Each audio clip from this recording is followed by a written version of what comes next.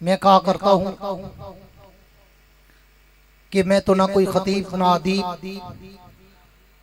نہ واعظ، نہ شاعر، نہ مقرر، نہ مبلغ، نہ مفکر، نہ محقق، نہ مصنف، نہ مدقق۔ میں تو ان علماء دیوبند کے جوتوں میں بیٹھنے والا ایک ادنا سا رضاکار، ورکر، نوکر، چاکر، کارکن، خادم۔ میری زبان میں تو اتنی طاقت و سقت، ہمت و جرت ہی نہیں کہ میں اللہ کے پیغمبر کی ختم نبوت، اللہ کے پیغمبر کی عزت و عظمت، رفعت و منقبت آپ کے سامنے گوش گزار کر سکوں، لیکن میں کہا کرتا ہوں کہ میری مثال تو بازار مصر کی اس بڑیا کی ہے کہ جس کے سر پہ کپاس کی گٹھڑی تھی اور وہ مصر کے بازار میں کھڑی تھی۔ کسی کی نظر پڑی تو پوچھا، اماں خیریت، کیسے آئی ہو، کیا لینے آئی ہو، کیا کرنے آئی ہو؟ تو اس اماں نے کہا، بیٹا سنا ہے آج بازار میں یوسف بک رہا ہے اور میں بھی یوسف کو خریدنا چاہتی ہوں۔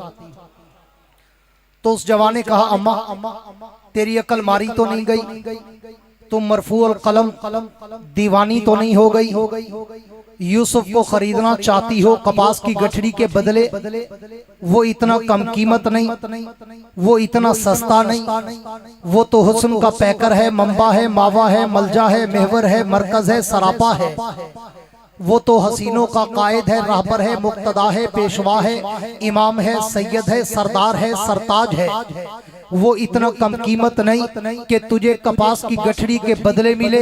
یہاں تو بڑے بڑے سوداگر، بڑے بڑے شہزادے، بڑے بڑے سیم و زر کے مالک کھڑے ہیں، یوسف کو وہ لے جائیں گے تو ہاتھ ملتی رہ جائے گی۔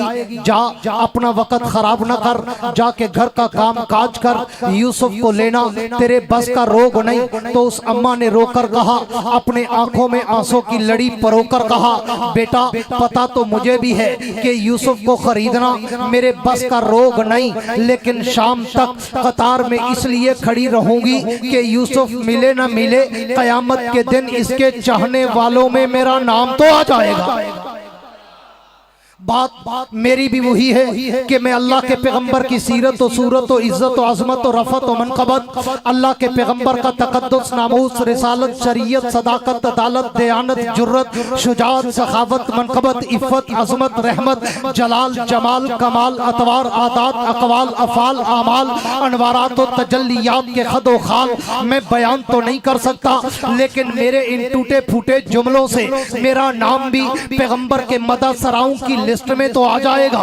وگرنہ تو میں کہا کرتا ہوں کہ میں تو جب اللہ کے نبی کی سیرت کے سمندر کی لہروں پہ تیرنا شروع کرتا ہوں، میں تو سوچوں کے سمندر میں ڈوب جاتا ہوں۔ میں تو جب اللہ کے نبی کی سیرت کے آسمان کے ستاروں کی چمک اور دمک کو دیکھتا ہوں، میں تو خیرہ خیرہ ہو جاتا ہوں۔ میں تو جب اللہ کے نبی کی سیرت کے گلدستے کے پھولوں کی پتیوں کی مہکوں کو سونگتا ہوں، میں تو معمبر و معطر ہو جاتا ہوں۔ میں تو جب اللہ کے نبی کی سیرت کی کتاب کی ہیڈ لائن، شہ سرخی، زیب عنوان کو پڑھتا ہوں، میں تو سوچوں میں مستغرق ہو کے سوچتا ہوں کہ میں اس نبی کی سیرت کی ابتدا کہاں سے کروں، میں اس کی صورت کی ابتدا کہاں سے کروں، میں اس کی عظمت و رفعت و منقبت کی ابتدا کہاں سے کروں۔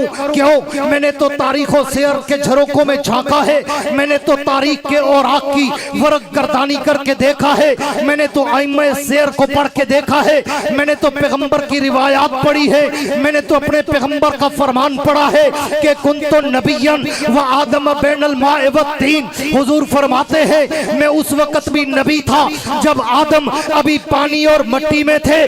تو پھر مانگا منڈی والوں مجھے بتاؤ میں اس نبی کی سیرت کی ابتدا کہاں سے کروں جو مٹی سے پہلے ہے، پانی سے پہلے ہے، زمین و زمان سے پہلے ہے، مکین و مکان سے پہلے ہے، حور و غلمان سے پہلے ہے، ہر کہکشاں سے پہلے ہے، سارے جہاں سے پہلے۔ میں اس نبی کی سیرت کی ابتدا کہاں سے کروں جس کے لیے قاسم العلوم والخیرات مولانا قاسم نانوتوی نے کہا تھا کہ سب سے اول مشیت کے انوار سے نقش روئے محمد بنایا گیا، مانگ کر پھر اسی نقش سے روشنی بزم کونوں مکان کو سجایا گیا۔ وہ محمد بھی، احمد بھی، محمود بھی، حسن مطلق کا شاہد بھی، مشہود بھی، علم و حکمت میں وہ غیر محدود بھی، ظاہراً امیوں میں اٹھایا گیا۔ حشر کا ڈر ہو قاسم مجھے کس لیے، میرا آقا ہے وہ، میرا مولا ہے وہ، جس کے قدموں میں جنت بسائی گئی، جس کے ہاتھوں سے کوثر لٹایا گیا۔ اس پیغمبر کا شان اور اس نبی کا مقام میرے جیسے طفل مکتب کی گنگی زبان کیا کرے بیان، جس کے لیے اترا ہو 30 پاروں کا قرآن، جس کے منہ میں ہو زبان وہ کہہ دے سبحان۔ میں پھر ایک سخت جملہ کہا کرتا ہوں، جس کو اللہ لینے دیتا ہو اپنا نام وہ کہہ دے سبحان۔ کچھ لوگ وی آئی پی بن کے بیٹھتے ہیں نا کہ سبحان اللہ تو غریبوں کا کام ہے، ہم سٹیج والوں کا کیا کام ہے، ہم تو ویسے جنتی لوگ ہیں۔ بڑی خوش فہمی میں مبتلا ہوتے ہیں نا ہم لوگ۔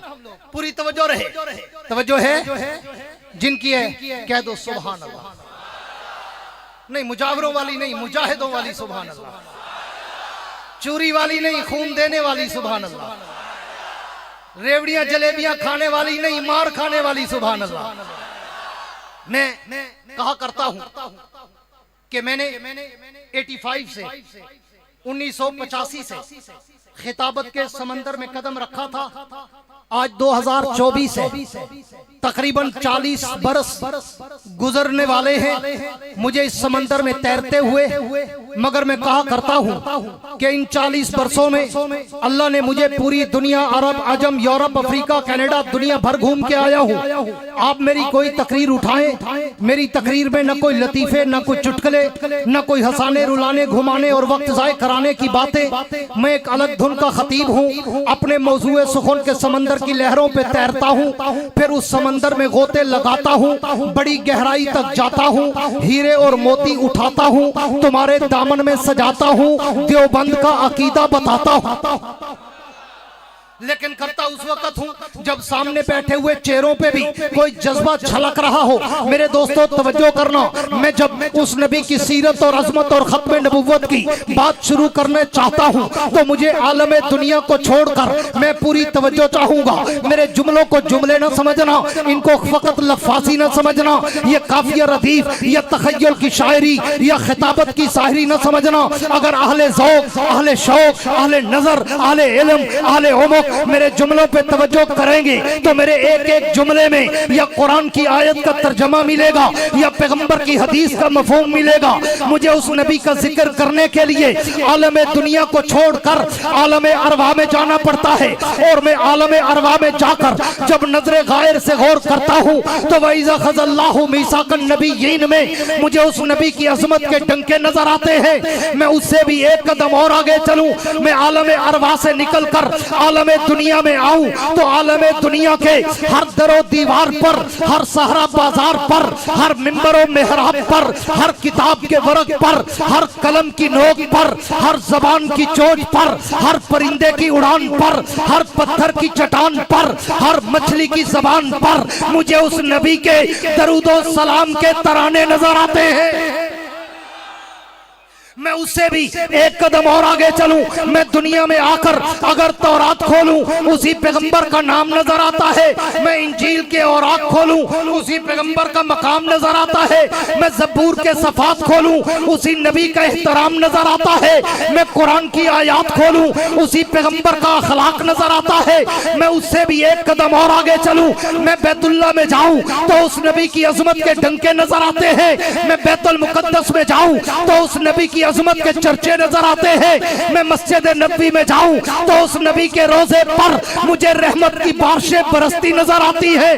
میں اس سے بھی ایک قدم اور آگے چلوں، مانگا والوں میرے جملوں پہ توجہ رکھنا، میں اس سے بھی ایک قدم اور آگے چلوں، میں دنیا میں آ کر اگر کلمہ پڑھوں تو کلمے میں نام انہی کا نظر آتا ہے، میں کلمے کے بعد اگر آذان کہوں تو آذان میں بھی نام انہی کا نظر آتا ہے، میں آذان کے بعد اگر تکبیر کہوں تو تکبیر تکبیر میں بھی نام انہی کا نظر آتا ہے.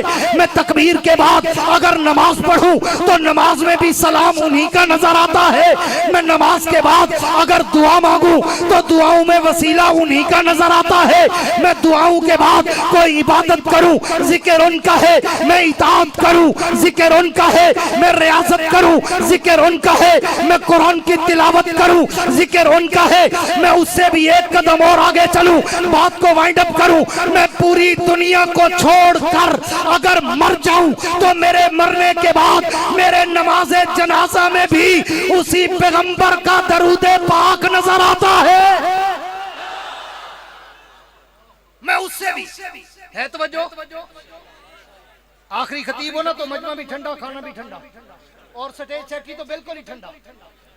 وہ سمجھتے ہیں کمپیوٹر چل رہا ہے بجلی پہ, سانس ہی نہیں لینا اس نے. ہے توجہ جن کی ہے چلو تم ہی کہہ دو سبحان اللہ پوری توجہ کے ساتھ. اب جوش آ گیا اسٹیج سیکٹری صاحب کو, شکر ہے جوش آ گیا. اصل میں وہ بنا دیتے ہیں ہمیں خاتم المقررین اور پھر ہر شے ختم ہو چکی ہوتی. نعرہ تکبیر, تاج و تخت ختم نبوت, تاج و تخت ختم نبوت علامہ یحییٰ عباسی. میرے نعرے نہیں, میں کہا کرتا ہوں میرا نام ہی آیا ہے. حضرت سے پوچھ لو, یہ آیا کا معنی ہی زندہ باد ہے. یہی تو وجہ ہے 40 سال ہو گئے, اللہ کا کرم ہے, ماحول ابھی تک گرم ہے. ہاں اس لیے اللہ رسول کے نعرے, صحابہ اہل بیت کے نعرے, علماء حق, علماء دیوبند اکابر کے نعرے. ہم تو ان کی جوتوں کی خاک ہیں, ہم تو ان اپنے اکابر کے غلام ہیں, ہم تو ان کا پڑھایا ہوا سبق سناتے ہیں, دہراتے ہیں. پوری توجہ رکھنا, بات کو آگے چلانے چلا ہوں کہ میں اگر اس سے بھی ایک قدم اور آگے چلوں, میں پوری دنیا کو چھوڑ کر اگر مر جاؤں تو میرے مرنے کے بعد میرے نماز جنازہ میں بھی اسی پیغمبر کا درود پاک نظر آتا ہے. میں اس سے بھی ایک قدم اور آگے چلوں, میں جنازے کے بعد اگر قبر میں اتر جاؤں تو قبر کے سوال و جواب میں بھی مجھے اسی پیغمبر کا نام نظر آتا ہے. میں اس سے بھی ایک قدم اور آگے چلوں, میں قبر سے اٹھ کر عالم محشر میں جاؤں تو اس نبی کے لواء الحمد کا پرچم مجھے لہراتا نظر آتا ہے. میں اس سے بھی ایک قدم اور آگے چلوں, میں حوض کوثر پہ جاؤں تو اس نبی کا جام مجھے چھلکتا نظر آتا ہے.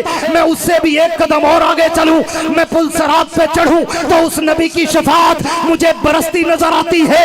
میں اس سے بھی ایک قدم اور آگے چلوں, میں در جنت پہ جاؤں تو اس نبی کا نام مجھے جنت کے ماتھے پر چمکتا اور دبکتا نظر آتا ہے. میں اس سے بھی ایک قدم اور آگے چلوں, میں جنت کے اندر چلا جاؤں, میں جنت کے در و دیواروں پہ دیکھوں, میں جنت کی نہروں کی لہروں پہ دیکھوں, میں جنت کے درختوں کے پتوں پہ دیکھوں, میں جنت کے پھولوں کی پتیوں پہ دیکھوں, میں جنت کے حوروں کی جبینوں پہ دیکھوں, میں جنت کے غلمانوں کے سینوں پہ دیکھوں, میں جنت کے ہیرے اور موتیوں پہ دیکھوں, میں جنت کے محلات کی چوٹیوں پہ دیکھوں, میں عرش معلی کے پائے پہ دیکھوں, میں لوح قلم کی جبین پہ دیکھوں, میں سدرۃ المنتہا کی انتہا پہ دیکھوں. مانگا منڈی والوں, میں تحت الثری سے لے کر عرش معلی تک جہاں جہاں بھی نظر دوڑاتا ہوں مجھے ایک طرف ذکر خدا نظر آتا ہے تو ایک طرف ذکر مصطفیٰ نظر آتا ہے. نعرہ تکبیر, شان محمد مصطفیٰ, کردار محمد مصطفیٰ, عظمت محمد مصطفیٰ. میرے دوستو, میں اس سے بھی بات آگے چلاؤں اور کشتی کنارے کی طرف لے کر چلوں. پوری توجہ رہے, میں ابھی تمہید میں ہوں, دیکھ رہا ہوں مجمع جاگے تو تقریر شروع کروں. ماشاءاللہ ماشاءاللہ. ہے توجہ یا جان چھوڑوں؟ پکی بات ہے, سوچ لو میں تم سے زیادہ تھکا ہوا ہوں. ہم کہاں سے آتے ہیں مگر اپنی تھکاوٹ اپنے چہرے پہ محسوس نہیں ہونے دیتے, پھولوں کی طرح مہک کر آتے ہیں تاکہ یہ ہمیں تھکا ہوا دیکھ کے پریشان نہ ہو جائے, وہ آج مولی تھکا ہوا ہے انہیں کی بولنا ہے. اور تم ایسے تھکے لگتے ہو جیسے مدینے سے پیدل آئے. نعرہ تکبیر, تاج و تخت ختم نبوت, تاج و تخت ختم نبوت. میرے دوستو توجہ رکھنا، میں اس پیغمبر کی بات کو جب شروع کرنا چاہتا ہوں پوری توجہ رہے، میں اس نبی کی سیرت اور عظمت اور رفعت اور منقبت اور ختم نبوت کو جب شروع کرنا چاہتا ہوں تو پورا قرآن الحمد کی الف سے لے کر والناس کی سین تک مجھے بھرا ہوا نظر آتا ہے، جیسے طیبہ کائنات، طاہرہ کائنات، عتیقہ کائنات، عفیفہ کائنات، حبیب خدا جناب سیدہ عائشہ صدیقہ رضی اللہ تعالیٰ عنہ سے ایک صحابی رسول نے پوچھا ام المومنین ہمیں پیغمبر کی خلوت تو بتائیں، ہمیں پیغمبر کا اخلاق تو بتائیں، ہمیں نبی کے اعمال و کردار و گفتار و انداز و اطوار و عادات و اقوال و افعال و اعمال کی جھلک تو دیں۔ تو طیبہ کائنات نے کوئی 2-4 ہزار آیات نہیں پڑھی، 2-4 ہزار احادیث نہیں سنائی، بلکہ ایک جملہ کہہ کر سمندر کو مٹھی میں بند کر دیا، فرمایا کانا خلق القرآن۔ اور میرے نبی کے صحابہ، میرے نبی کے امتیوں، اگر میرے نبی کا اخلاق، میرے نبی کا کردار، میرے نبی کی نبوت، میرے نبی کی ختم نبوت، میرے نبی کی رسالت، میرے نبی کی شریعت، میرے نبی کی صداقت، میرے نبی کی عدالت، میرے نبی کی دیانت، میرے نبی کی شرافت، میرے نبی کی سخاوت، میرے نبی کا حیا، میرے نبی کا علم، میرے نبی کا عمل، میرے نبی کی دور اندیشی، میرے نبی کا نام، میرے نبی کا کام، میرے نبی کا شان، میرے نبی کا چہرہ، میرے نبی کی زلفیں، میرے نبی کی آنکھیں، میرے نبی کی زبان، میرے نبی کے دانت، میرے نبی کا سینہ، میرے نبی کا مدینہ، میرے نبی کی پشت، میرے نبی کے سینے میں دھڑکنے والا دل، میرے نبی کے دل میں آنے والا خیال بھی اگر پوچھنا ہو تو فَلَنُوَلِّيَنَّكَ قِبْلَةً تَرْضَاهَا۔ مجھ سے کیا پوچھتے ہو؟ خدا کا قرآن اٹھاؤ، الحمد کی الف سے لے کر والناس کی سین تک خدا کا قرآن پڑھتے جاؤ، محمد کا شان پڑھتے جاؤ۔ نعرہ تکبیر، عظمت قرآن، شان امی عائشہ صدیقہ، عفت امی عائشہ صدیقہ، مقام امی عائشہ صدیقہ، نعرہ تکبیر۔ میرے دوستو آؤ چند منٹ میں تمہیں قرآن کے سمندر کی لہروں پہ تیرا ہوں۔ جن کے منہ میں ہو زبان وہ کہے سبحان، یا جس کو اللہ نے دی ہو زبان وہ کہے سبحان۔ تم مولویوں کا پسینہ ایک کر دیتے ہو اور خود ہلتے ہی نہیں۔ مولانا ضیاء القاسمی رحمت اللہ علیہ اللہ کی قبر پہ کروڑوں اربوں خربوں رحمت نازل فرمائے، وہ کو ڈھیلے ڈھالے مجمع سے کہا کرتے تھے، اور خاص طور پر سٹیج والے وی آئی پی لوگوں سے ایک شعر پڑھ کر کہا کرتے تھے کہ گیلے کاغذ کی طرح ٹھہری زندگی اپنی۔